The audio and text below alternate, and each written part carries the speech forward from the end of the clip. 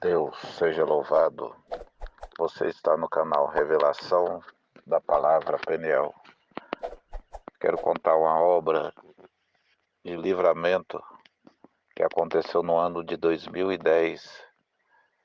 Em 2010, irmãos, eu havia realizado o sonho que todo brasileiro tem, que todo trabalhador tem, de conseguir o teto, a casa própria, e conseguir um financiamento da casa própria pela Caixa Econômica,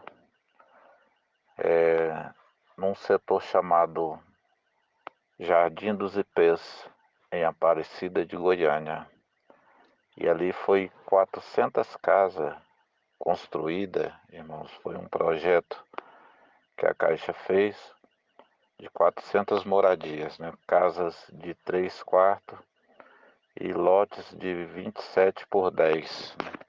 Tinha lotes de esquina que ainda era maior.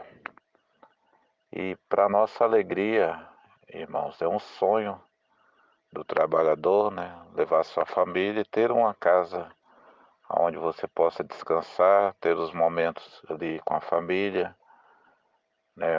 A casa, ela representa, irmãos, né? O descanso, é a paz, é onde você recarrega a energia, onde você se reúne com seus filhos, com a esposa, é onde você se descontrai, é onde você faz os planos. É a sua casa, né? E cada cômodo tem uma representação, né? A cozinha é onde você se alimenta, é onde tem ali a prosperidade, né? Na sala é onde você se reúne, que você conversa, tem os seus planos.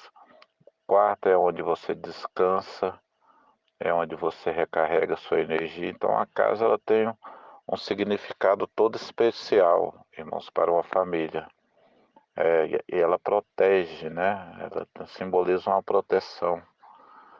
Aí, para mim foi isso, né? É um sonho que em 2010, né, eu cheguei a morar nessa casa, mas que se tornou um pesadelo, porque eu havia comprado essa casa, estava pagando as prestações e por alguns anos eu deixei essa casa ali fechada, ali em Aparecida, no Jardim dos Ipês, próximo ao Madre Germana. E, para minha surpresa, eu ia lá de mês em mês buscar os talão. E, para minha surpresa, um dia eu fui buscar os talão e encontrei ali uma casa, uma família dentro da minha casa, né? Uma jovem grávida. E ali eu estava com o uniforme da Casas Bahia, que era a empresa que eu trabalhava na época. Eu fiquei surpreso quando eu vi ali varal, vi ali moto no quintal, né? E a casa estava habitada. E eu fiquei ali surpreso, com raiva, fiquei com vários sentimentos, né? E parei minha moto de frente àquela casa, bati palma, aquela jovem veio me atender e eu perguntei se o dono da casa estava e ela disse que não. Eu perguntei se ela era proprietária, ela falou que não, que o amigo do marido tinha cedido a casa para ele morar. Irmãos, eu fiquei assim sem chão, né? Porque você se deparar com um bem seu invadido, né? E com uma pessoa morando estranha. Então eu fiquei ali por perto, né? Ali na esquina, olhando para ver se saía alguém, porque não ia tratar com aquela moça, né? Certo que eu teria que tratar com o marido dela, com o namorado, seja com o homem que estivesse naquela casa. E ali passou uma viatura da polícia e eu fui atrás dessa viatura, expliquei a situação. Irmãos, a viatura voltou imediatamente, foi lá, encostou na porta, fez uma averiguação da moto, constou que a moto era roubada. E quando aquele jovem saiu para fora e se deparou comigo, Ele pediu para que eu não registrasse queixa, né, e falou que estava ali tomando conta da casa para mim. Eu falei, imagina, a chave está comigo, você invadiu, né, fez ligação direta aí, arrebentou minha porta, tirou pia, fez um monte de coisa dentro da casa. Você está olhando a casa para mim. Então, quando ele pediu para que não registrasse queixa, né, e aquele policial falou, agora a casa caiu porque essa moto é roubada e aqui nós vamos ter que ir todo mundo para a delegacia. E a gente foi, irmão. Quando chegou na delegacia, ele caiu em sorriso. Ele começou a debochar de todo mundo, rindo, falou, agora minha mãe e meu pai veio aqui, e agora a gente vai embora. E o delegado, quando foi puxar documentação, aquele rapaz tinha 17 anos. Aí eu falei, tem misericórdia, meu Deus. E ali ele começou a falar, meu pai é cigano, nós somos ciganos, meu pai está numa casa, minha mãe está em outra, meu irmão está em outra, e a gente está lá. Que ninguém quer casa. Irmãos, quando a mãe chegou, a primeira coisa que ela falou, se você quisesse a casa, você estava morando nela. Então a gente invadiu mesmo. E eu deixei ali aquela situação, fui embora. E passou um mês, irmãos, eu voltei lá de novo em Aparecida, o mesmo rapaz que tinha ido para a delegacia estava lá, morando na casa, junto com a jovem. Não havia saído. E eu tive que chamar um tio, que na época ele estava na ativa, que é sargento da Polícia Militar, e ele foi comigo, a gente foi lá, bateu na porta, o rapaz estava dormindo, 9 horas. Aí meu tio usou a autoridade, falou, agora eu não estou pedindo, eu estou mandando você sair dessa casa. Eu estou mandando, eu vou te dar agora só algumas horas, pega suas coisas e some. E pegou a moça e falou, vai para a casa de sua mãe, não fica aqui não. E ali, certo que ele desocupou a casa, saiu daquela casa, né, e ali eu peguei a chave, tranquei a porta novamente. E é quando a gente não pega a direção de Deus, irmão, a gente se perde. Eu podia ter buscado um conselho, uma palavra na parte espiritual, mas não fui. Né? Deixei a desejar, porque não estava congregando na época. Glória a Deus, irmãos. E aí, na véspera de Natal, naquele ano de 2010, eu decidi mudar por conta própria com a minha esposa. Vamos embora para casa, lá em Aparecida. E a gente saiu de Goiânia, foi direto para Aparecida, mudamos na véspera de Natal e passamos o Natal ali. E na véspera do Ano Novo aconteceu, né? A tribulação. O inimigo veio com fúria. E quando eu estava ali cuidando do quintal daquela casa, parou um rapaz de moto ali perguntando se eu era proprietário. Eu, na minha ingenuidade, eu falei que sim, que era o dono.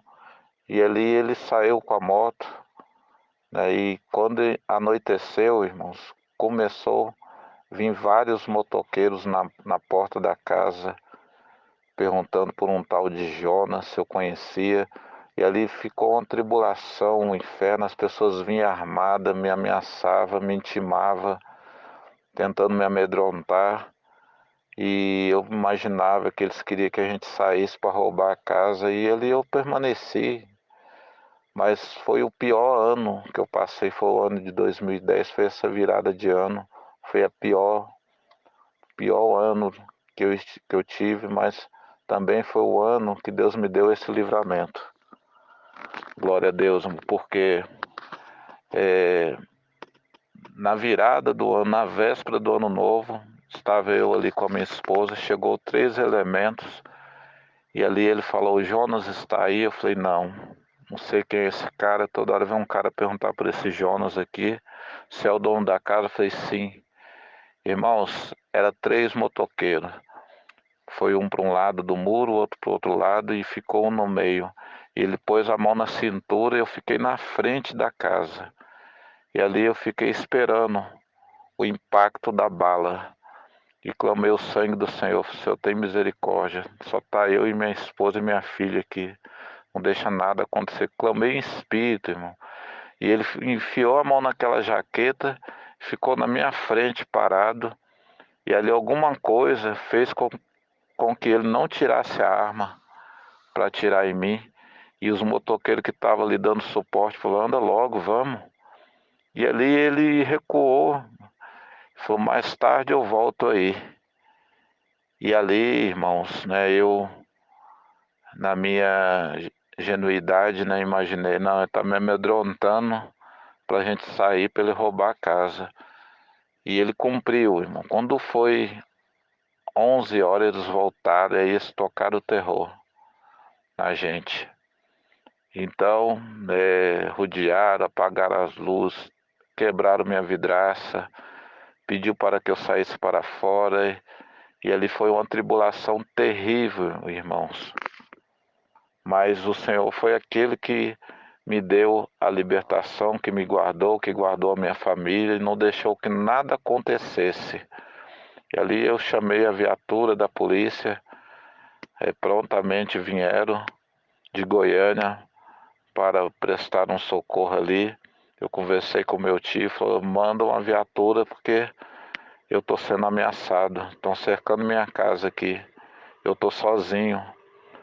Irmãos, a vizinha que ali estava, ela presenciou, porque a vizinha que ali estava, ela falou que quando escutou as vozes e o barulho da moto, ela saiu para a porta para ver na onde que era.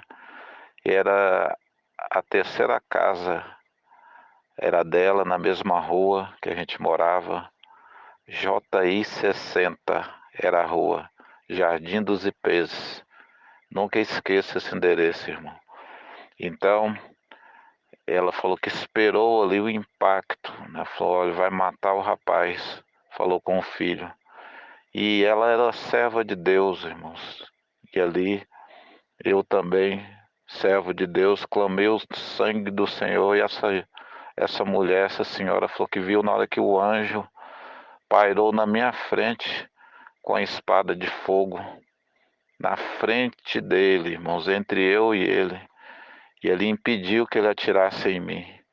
E no outro dia, irmãos, quando a polícia me socorreu, que me deu ali cobertura para que eu saísse daquele setor, no outro dia eu fui buscar minha mudança e ali eu fui dando um guarda-roupa para ela, algumas coisas da mudança, que ali algumas plantas queriam ficar ali. E chamei aquela senhora, ela falou, você é servo de Deus? Eu falei, sim. Ela falou, eu sabia que você era servo de Deus, porque eu tinha ouvido um hino aqui. E eu vi na hora que o anjo entrou na sua frente. Você não morreu porque Deus não deixou. Irmãos, foi um livramento. Foi um sonho que virou pesadelo, mas que Deus me guardou, eu e a minha família naquele dia. Eu vendi o ágio daquela casa para um senhor chamado Rocha, que está no grupo também, né, que é do SAMU. E deu tudo certo, irmão. Certo que Deus me livrou da morte naquela época. E hoje eu agradeço a Deus, né, porque está eu e a minha família são salvos. E o Rocha, juntamente com a família também, arrecadou aquela casa ali e foi bom para ambas as partes, né? Estando bom para ambas as partes, eu louvo e agradeço a Deus por essa grande obra, por esse grande livramento, esse grande milagre, e o nome de Deus seja louvado.